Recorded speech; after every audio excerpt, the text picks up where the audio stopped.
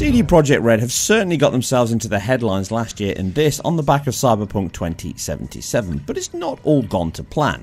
That much is known. In probably the most hyped game since Watch Dogs, it also failed to live up to expectations, but they're slowly releasing patches to get it further along than the alpha state or beta state it really launched in. So patch 1.10 comes out, and obviously 1.11 on top of that. What does it do to the versions? Here, I'm going to take a look at every console version and see if we finally have the game they promised.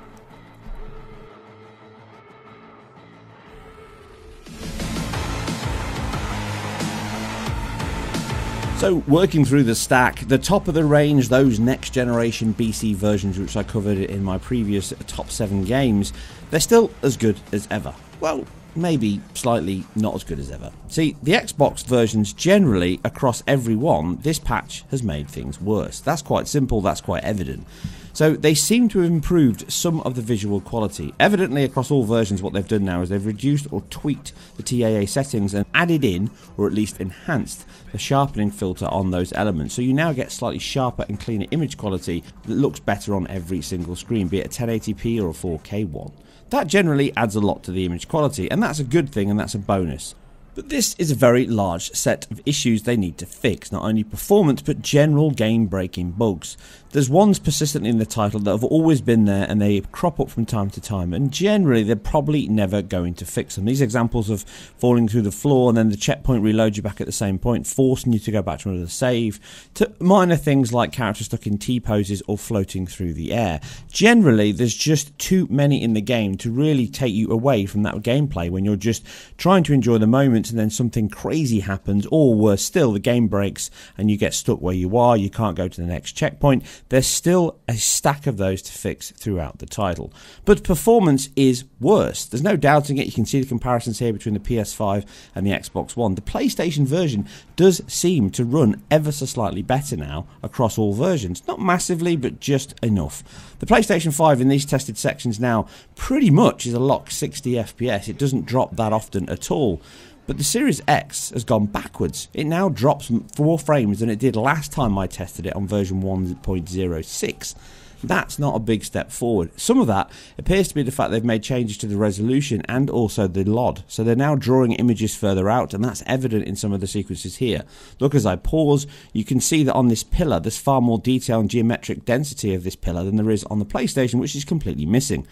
Now, some of this comes from the fact that on the Xbox platform you can share saves across different generations, and that can sometimes bring across changes to the graphical modes. This is not just exclusive to Cyberpunk, and it can make the game run worse, so just be aware of that. But testing it here, they've definitely increased the LOD on the Series X version and pushed it out a little further, and therefore you get more lighting. But they've also created more issues with the rendering, and therefore you get more bugs. Sometimes the shadow maps don't draw in, sometimes the normal maps are out of line, and sometimes you just get massive shadow casting glitches, texture warping, and UV coordinate issues here, which happen throughout the title. And this generally happens on Xbox far more often than it does on the PlayStation. Now, a lot of these issues seem to come from CPU and obviously memory. So physics can cause issues, cause the game to lock up, happens more often on the Xbox One, and then it can also cause sound to glitch out, slow down and judder when it happens because the CPU's getting hammered.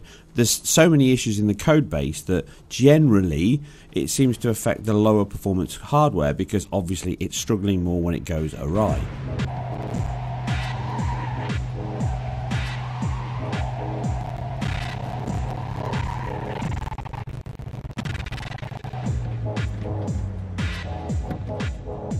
All versions glitch like this, but it happens more often on the Xbox platforms, and again performance is worse on those platforms as well, but some of that is down to the differences in the graphical settings, or at least the feature set that's in the title itself. The Xbox versions have generally more characters, more cars, more people, so that puts more load on the engine. Now, resolution wise, it's still running at 2133 by 1200, pretty much fixed it looks like still on the PlayStation 5, and it's dynamic and more often than not 1920 by 1080p in the 60 FPS mode on the Series X. Moving to the 30 FPS mode on the Series X, it's more often than not 2880 by 1620, but again dynamic. So, moving away from the next-gen versions down that one rung to the premium consoles of last generation, and the Xbox One X and the PS4 Pro again perform pretty well generally on that 30 FPS target, but they don't always hit it. And the Xbox One X misses it slightly more often than the PS4 Pro. Now, again, it isn't consistently bad, and again, you have to be aware of the versions you transfer across, and using cloud saves and all that can make things worse. But you do get inconsistencies, and sometimes you have to restart the game, sometimes you have to restart your console. But overall, the Xbox One X is sub 30 too often. And the PS4 Pro does dip, but it gets back to that 33 millisecond times quicker than the Xbox One X, which consistently in the heavier sections just sits under it, as you can see here. Now, some of that is down to the fact that it runs a high resolution on average. It's got the additional geometry, the lighting, the bloom. All of those areas are pushed further out the LOD. So it is drawing more, there's more characters, so it's just too high for the hardware. They need to just cut it back. And generally, this means that the performance on the Xbox One X is inconsistent. And you've got to bear in mind that those carryover saves can make it slightly worse. Here I'm jumping back to a brand spanking new start from scratch on the Xbox One X with no carryover saves from generations, and you get slightly better performance, slightly more tearing, but it's only a few percentile improvement, and really you still get the same lows and the same inconsistencies, so it doesn't really fix the issue, it just alleviates it ever so slightly. The cross-functional saves is one of those issues around the XDK. The fact that you can develop on one platform and push it out across multiple means you don't really optimize that hardware, and then you get carryover, like I'll cover in a moment, where the Xbox One S actually has higher LOD that it really should handle because of the fact they're not optimizing to one single platform. But overall, the performance on the Xbox One X it's inconsistent. It's slightly more inconsistent than the PS4 Pro, and the issues of the cross-functional saves make it slightly worse. It's got a sharper image and it's got more detail, but it comes at the cost of performance, and to me, it's just not the right choice. They need to scale that back. And talking of scaling back, let's bring us to the base consoles, and really, it's a tale we've seen before. There's no real winners here at all. The PlayStation 4 is bad, the Xbox One X is worse. It's as bad as it ever was. It doesn't look any better at all. Generally, it's into the teens far more often than it should be. It tears all the time. Adaptive VSync is causing tears and then drops. And then because of the heavily stifled image, the screen space reflections, the shadows, everything is dithered quite heavily on the shading passes to reduce cost, but it makes the whole image look very noisy, very blurry and very soft, and it looks old because it's such a low resolution combined with all those cutbacks to reduce that. And it's memory bound a lot, so it judders, it's double buffer, that makes it skip into 50 and then 67 milliseconds, so that happens across every machine. It just can feel very inconsistent, and it's worse on all of these with the woeful performance in these sections of Tin Can Alley into the low teens, and that's just unacceptable. Like I said before, it's generally just unplayable on these machines.